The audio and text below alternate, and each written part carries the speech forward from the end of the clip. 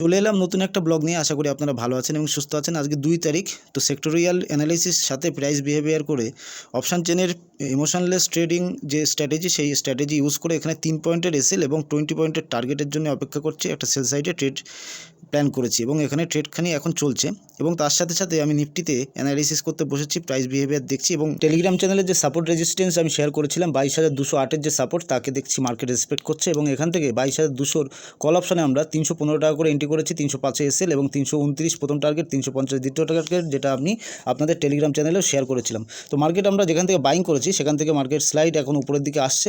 তো আমাদের 560 টাকা 70 টাকা টোটাল প্রফিট চলছে। ট্রেলিং এসএল কষ্ট টু কষ্ট লাগানোতে আমাদের দুটো ট্রেডই আজকে এসএল হিট হয়ে যায়। স্টকের যে ট্রেড, সেই ট্রেডটা আমাদের 3 পয়েন্টের এসএল হিট হয় এবং নিফটির যে ট্রেডটা, এটা ট্রেলিং এসএল অর্থাৎ কষ্ট টু কষ্ট হিট হয়। আজকে টোটাল 46,000 টাকা ক্যাপিটাল ইউজ করে মাত্র 500 টাকা লস হয়। দিনটা মোটেও ভালো গেল না। হাসতে হাসতে লস অ্যাকসেপ্ট করলাম। আজকে আপনাদের সেটআপ কেমন ছিল অবশ্যই জানাতে ভুলবেন না। টেলিগ্রাম চ্যানেল যুক্ত হতে চাইলে যুক্ত হতে পারেন।